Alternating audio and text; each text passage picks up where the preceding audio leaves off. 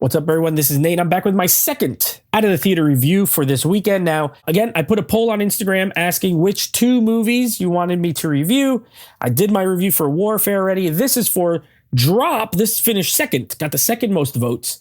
This is the latest Blumhouse film from director Christopher Landon. I think it's the fourth movie they've done together.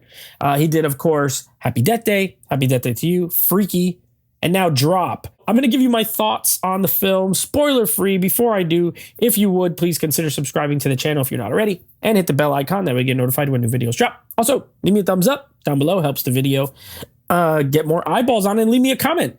Is this a movie you were interested in or not interested in? I want to know your excitement for it or lack thereof.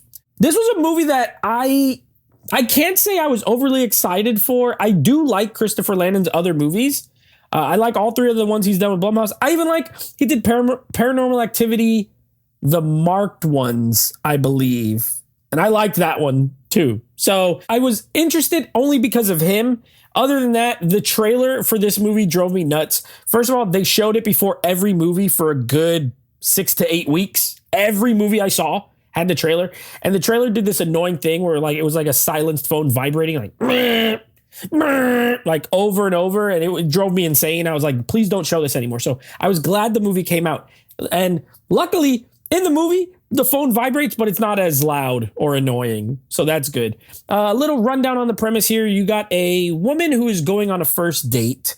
She has some past history with domestic violence, and so she has not been dating, and they parcel that out in little flashbacks and to show you what happened. But she's not been in the dating scene. She has a son, and she decides to go on a first date with this guy. And while she's on the date, she starts getting these mysterious like airdrop messages. Well, they're not airdrop in this. They're called like digidrop, but it's the same concept. And she's like, these are kind of weird. Like, what's going on here? And they get more and more nefarious. This is all in the trailer, so I'm not spoiling. Eventually, the person who's dropped, whoever it is like, you got to kill your date or I'm going to kill your son. And so it's a thriller. This movie's a thriller. It's not a horror movie. I'm not even close to a horror movie. Definitely a thriller. And that being said, I found it pretty entertaining. Now, I will say Blumhouse movies are very hit and miss for me. Like, I've liked some and I've thought some are absolutely horrible. So this, I would say, is definitely in the former camp, in one that I think was pretty entertaining. There's definitely some cheese to it. Sure, there's a little bit of, because these are not the most expensive movies, but I think Christopher Landon did a lot with whatever budget he had for this movie.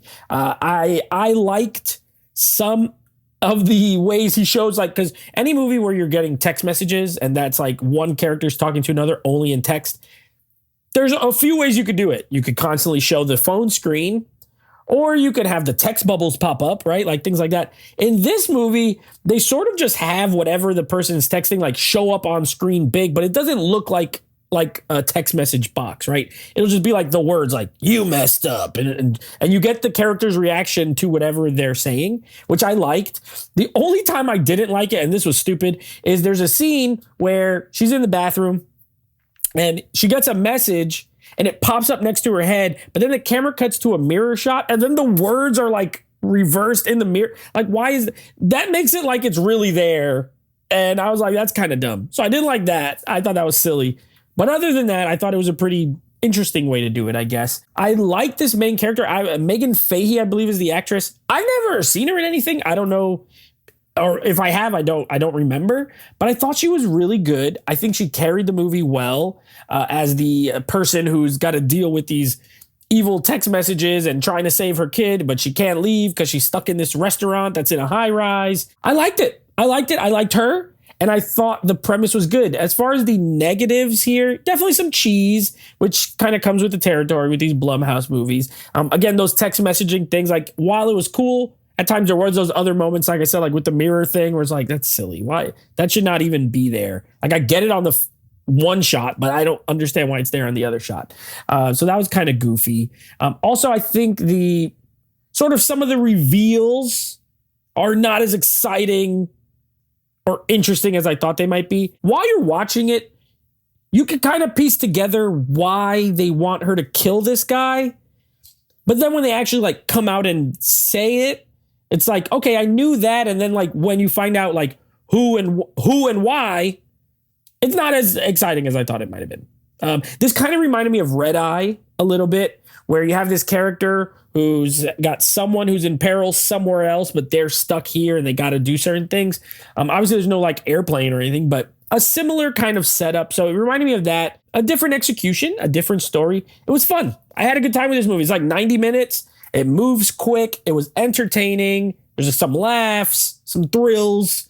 It feels like a good date movie, honestly, to go see as well. So I'm going to give this one like a 7 out of 10. A 7 out of 10. I think it's solid entertainment. I mean, the movies that came out this weekend all have pretty good reviews. I think The Amateur was the lowest as far as like the critics, but all the other ones are doing pretty well. And spoiler alert, I liked pretty much everything I watched this weekend. So there you go. That's my review on Drop.